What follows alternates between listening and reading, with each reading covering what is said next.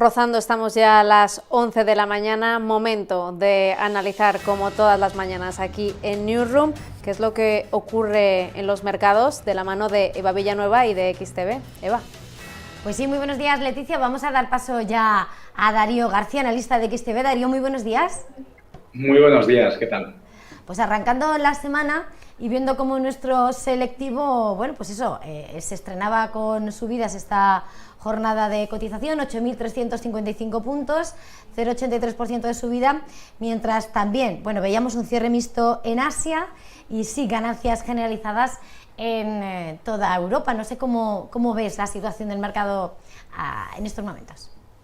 Pues hemos arrancado sobre todo la semana con un poco de resaca positiva después de las fuertes caídas que vimos la semana anterior. Aunque hemos visto continuidad en ese sentimiento por parte del mercado asiático, lo cierto es que la volatilidad sufrida por esos ataques en las refinerías de Arabia Saudí, que han disparado la cotización de los barriles tanto de Brent como del West Texas, pues han atraído de nuevo un poco el sentimiento inversor, sabiendo que ese tipo de eventos pues suele traer subidas en determinados instrumentos que a su vez podría reactivar pues otras compañías como por ejemplo las petroleras, aunque es algo puntual. Concretamente esta semana, aunque hemos arrancado con subidas, estaremos muy pendientes el próximo miércoles del dato de IPC de Estados Unidos y de la decisión de tipos del Banco Central Europeo, que se descuenta que no se va a tocar, pero más interesante será en este caso el contexto de la rueda de prensa posterior de Christine Lagarde para ver qué alineamiento tiene o qué divergencia tiene con respecto al actual discurso que tiene Jerome Powell, que directamente está ignorando pues esos indicativos y esos indicadores de que haya un incremento de los precios y que obligue a actuar prematuramente a la Reserva Federal del Banco Central de Estados Unidos. Ahora mismo, bueno, pues tenemos subidas generalizadas en Europa en un contexto de que hoy el calendario macroeconómico pues es más bien bastante escueto.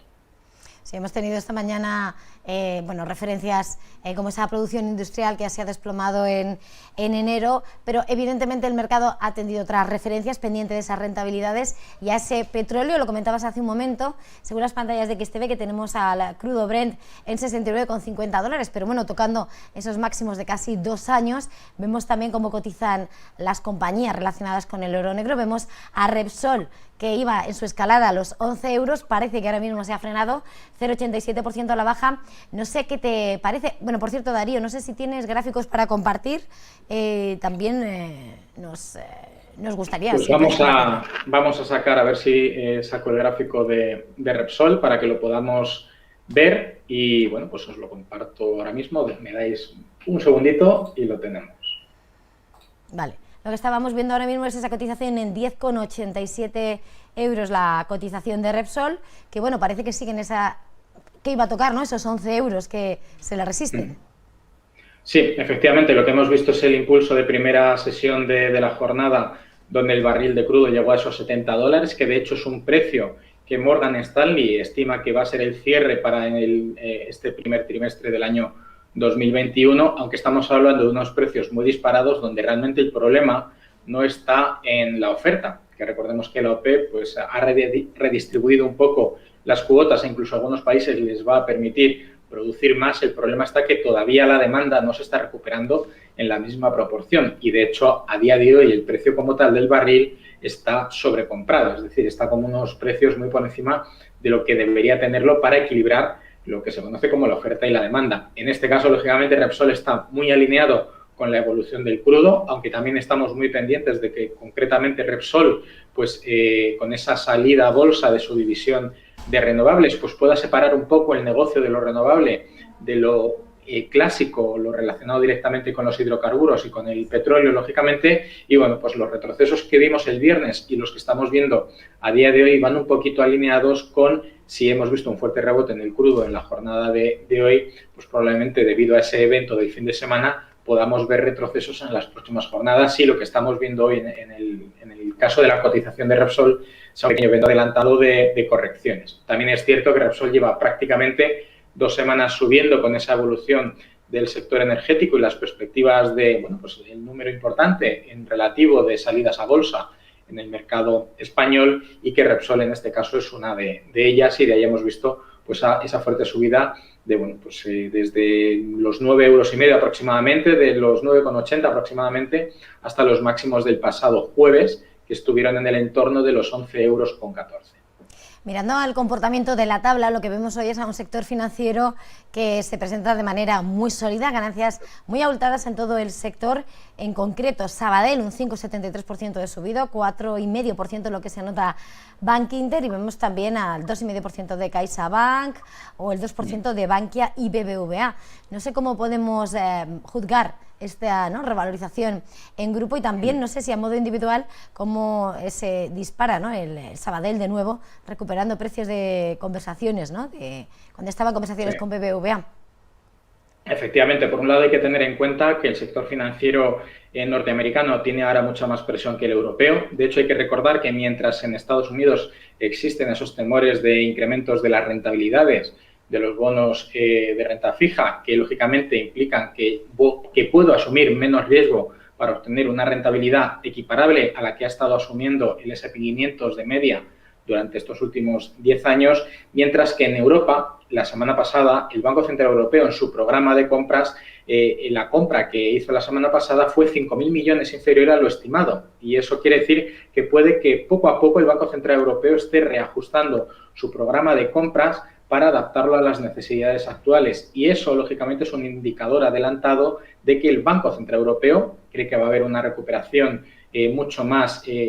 escalonada o más positiva o menos volátil que la que pudiera haber en Estados Unidos con esos temores de inflación, y, lógicamente, a una actividad monetaria, el principal sector afectado o beneficiado, según como sea la circunstancia en este caso, pues afecta directamente a la banca, que sube con carácter general. Y si bien hemos visto que hoy el Banco Sabadell está en torno a esos 47 céntimos de subida, hay que tener en cuenta que de media, desde los mínimos que vimos aproximadamente en el mes de octubre, antes de que saliera la noticia de la vacuna de Pfizer y BioNTech el 9 de noviembre, que esa será una fecha histórica, muy probablemente la mayoría de la banca española se ha revalorizado desde esos mínimos más de un 100%. Y, lógicamente, no deja de ser un atractivo de cara a los futuros rendimientos por dividendo cuando se levante el veto el próximo mes de septiembre. Veremos a ver en esas fechas cómo se cotiza todo. Muchas vacunas quedan por delante. En cuanto a otros títulos, Darío, querría poner el foco en Naturgy. Estamos ya en las puertas de esa junta de accionistas que celebra mañana en plena operación, esa OPA que lanzaba IFM para hacerse con el 22,7% de la compañía. No sé cómo ves en estos momentos a los títulos, a la compañía.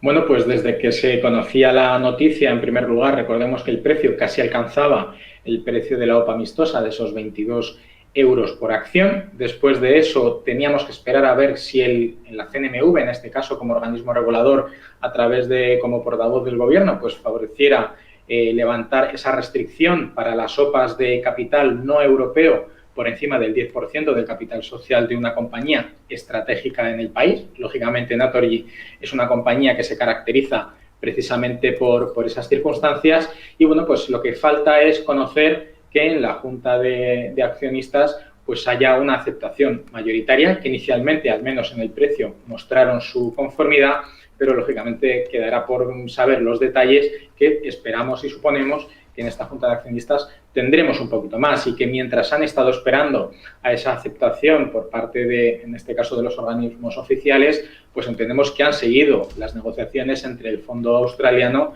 y la energética española, y entendemos también que en esta Junta de Accionistas darán un poquito más detalle de exactamente cuáles son los próximos derroteros que tendremos sobre la cotizada. En la agenda de la semana citabas al principio de esta charla esas citas de la semana que van a marcar datos macroeconómicos BCE, pero también en cuanto a resultados empresariales vamos a tener las cuentas de Inditex, con un ejercicio fiscal diferente a la mayor parte de nuestro selectivo, presentando cuentas el miércoles. Vemos a la textil en plana en un día como hoy, 0,11% de subida, pero no sé cómo crees que van a ser los resultados y, bueno, cómo lo va a recibir el mercado. Bueno, pues en principio las estimaciones que tenemos del mercado para las publicaciones del próximo día 10 es que realmente el beneficio, y tenemos aquí en la pantalla compartida, se estima que aproximadamente el beneficio neto, es decir, el beneficio final, el resultado, sea aproximadamente de entre un 50 o un 56% inferior al año anterior. Sin embargo, los ingresos realmente solamente se estima que caigan en solo un 15 y 16%. ¿Por qué? Pues porque la evolución que ha tenido la compañía durante la pandemia, que también la tuvo durante el año 2019, es reorientar su flujo de ingresos más a través de la pata online, a la cual ha reforzado y muchísimo. De hecho, tuvo que gestionar las infraestructuras de sus tiendas para adaptarlas como pequeños almacenes para poder tener stock en los ámbitos locales de los clientes, lógicamente, donde vendan sus productos, y poco a poco pues deberíamos ver cómo la pata online de los ingresos de la compañía de Mancio Ortega, pues cada vez tiene más peso relativo y hay importancia en cuanto a la reorientación de los recursos, más marketing en el ámbito online, más ofertas en el ámbito online, desarrollo de su aplicación y de todo lo que sea la venta a través de Internet para potenciar aún más, si cabe, precisamente los ingresos a través de ese canal, mientras que poco a poco también intenta reforzar sus ingresos a través de la fuente del canal tradicional, que es acudir a las tiendas físicas, que bueno, pues nos muestran básicamente un incremento uno de los aspectos más importantes de Inditex es la rentabilidad por dividendo, porque si bien el dividendo como tal, el económico, no hay estimación de que lo vaya a reducir, estamos hablando de que la cotizada está con un precio muy inferior. Por lo tanto, al igual que pasa con los rendimientos de los bonos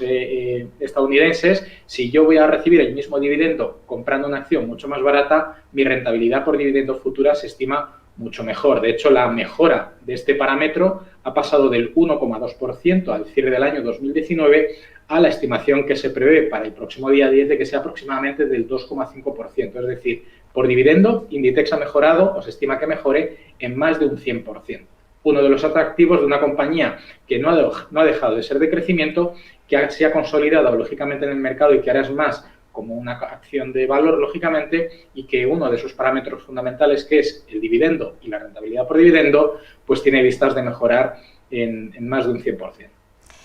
Antes de pedirte una recomendación, yo querría también, pasando por la agenda de la semana, tenemos la reunión de comité asesor técnico del IBEX 35,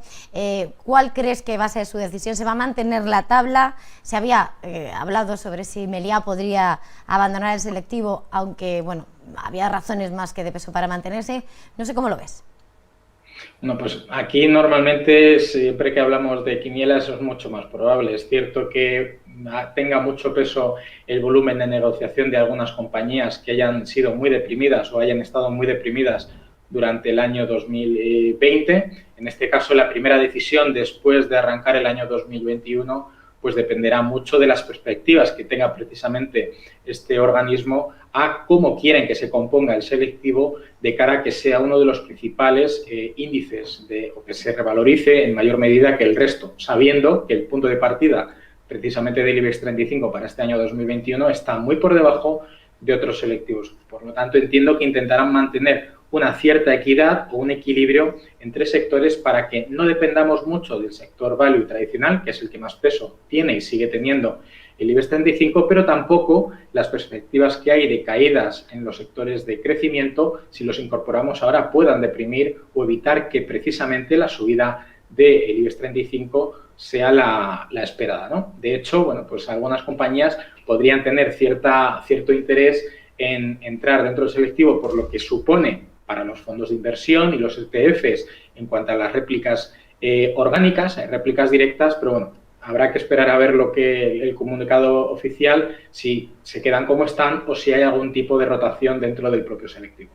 Pues otra referencia más a vigilar esta semana. Para terminar, una recomendación, ¿dónde apuntamos, Darío? Pues aprovechando la evolución del crudo y la reactivación a nivel industrial primario, en este caso tenemos una compañía que, aunque está en el continuo, pues tiene una estructura técnica bastante interesante, que es la que tenemos ahora mismo en pantalla, y estamos hablando de Tubacex. Por cuarta vez podría intentar rebasar la marca del €1,5 por acción y tiene un objetivo por encima de los 1,7, que fue el máximo post-coronavirus que tenemos ahora mismo en pantalla, y bueno, pues para el corto plazo como mínimo tendremos ahí una pequeñita oportunidad. Pues ahí está, Tubacex apuntado. Darío García, analista de XTB, gracias por arrancar la semana con nosotros aquí en Negocios Televisión y feliz jornada. Igualmente, Eva, buenos días.